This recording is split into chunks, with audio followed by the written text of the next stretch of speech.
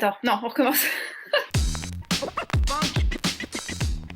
J'ai obtenu un bac sciences économiques et sociales en 2004, donc pas du tout dans le médical.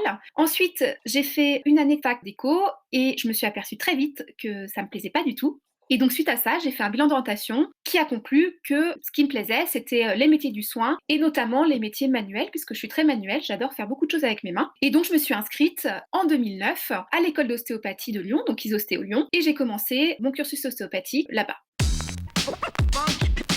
Pendant tout mon cursus, donc pendant mes 5 années, j'ai fait plein de choses en parallèle du cursus classique. J'ai commencé par faire, dès le premier été, des stages dans plein de services hospitaliers parce que j'étais vraiment intéressée à la prise en charge pluridisciplinaire et puis l'intégration de l'ostéopathie. Ça m'a permis également très vite de me poser des questions sur les démarches de recherche, puisque en milieu hospitalier, notamment dans des centres hospitalo-universitaires, ils intègrent la recherche à leur parcours classique. En parallèle de ces stages, j'ai fait un petit boulot, j'ai travaillé chez SOS Médecins et donc j'ai commencé en tant qu'écoutante, c'est-à-dire que je répondais au téléphone et je faisais l'interrogatoire et puis ensuite j'étais régulatrice et donc ça a été très très formateur. Ensuite en troisième année, j'ai commencé des projets de recherche et donc avec une étudiante qui était avec moi en troisième année, on a mené à bien des projets en service de rhumatologie et donc on a fait 2 protocoles qui étaient axés sur la fibromyalgie, donc là chez l'adulte, hein, pas chez l'enfant. Et on a fait une première étude qui était une étude épidémiologique rétrospective chez des patients atteints de fibromyalgie. Donc on a fait une deuxième étude intitulée FM Ostéo et qui était une étude interventionnelle, randomisée et contrôlée, pilote.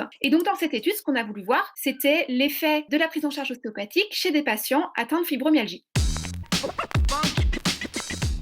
Immédiatement après la sortie des études, j'ai réalisé un master de recherche MPS, donc Mouvement Performance Santé, au CRIS, qui est le Centre de recherche et d'innovation du sport à Lyon. Mon sujet de mémoire était un protocole sur l'effet d'un réentraînement par pédalage unilatéral versus bilatéral sur cycloergomètre chez des patients atteints de BPCO. Et en fait, ce qu'on voulait voir, c'est le recrutement musculaire et l'effet sur la spirométrie et la fréquence cardiaque des patients, voir s'il y avait un intérêt d'avoir une résistance plus élevée avec une fréquence ventilatoire moins importante, ou alors s'il fallait plutôt recruter les 2 membres avec des résistances plus faibles et donc un recrutement musculaire moins important, et puis l'impact sur la fréquence respiratoire et la fréquence cardiaque.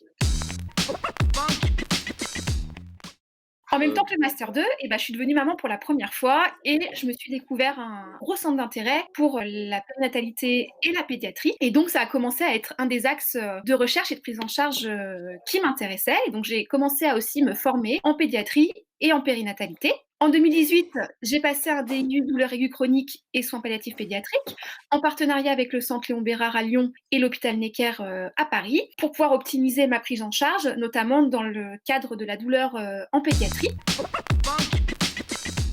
Donc à l'heure actuelle, j'ai une activité libérale d'1 jour et demi par semaine. Je suis en cabinet de ville en collaboration.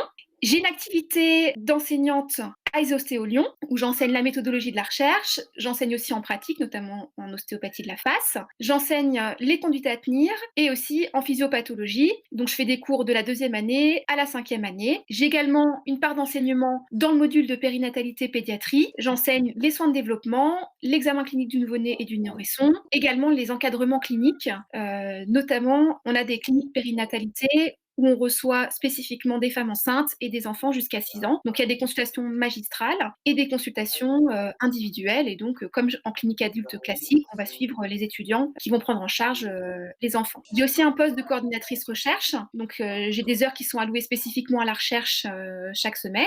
Et j'encadre des étudiants dans le cadre de mémoires de pédiatrie et de périnatalité.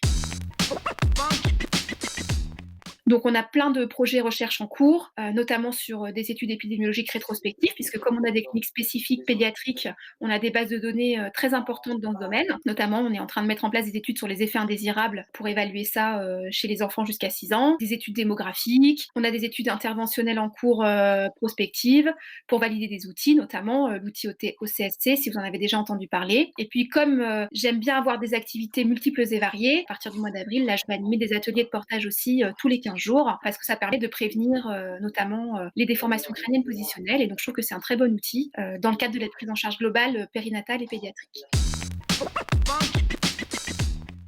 Alors, dans ce webinaire pédiatrie, dans un premier temps, on va aborder les démarches réglementaires en France, donc savoir quand on veut faire un protocole de recherche, notamment en pédiatrie, quelles sont les démarches à effectuer. Ensuite, on va faire une revue de littérature, ce qui va permettre une remise à jour des différents axes de recherche, et on va s'attarder notamment aux troubles fonctionnels. Ça va être orienté vraiment sur l'ostéopathie et la pédiatrie. Ensuite, on va voir l'intérêt d'un bilan en ostéopathie pédiatrique, et puis on va pouvoir établir des perspectives sur les thèmes à venir. Et donc, tout ça, ça va pouvoir vous servir pour ceux qui veulent notamment intégrer des centres hospitaliers, des maternités, ceux qui veulent travailler en interdisciplinarité avec d'autres professionnels. Et puis, on va pouvoir établir avec tout ça des perspectives sur les thèmes qui seraient intéressants d'aborder en recherche en pédiatrie.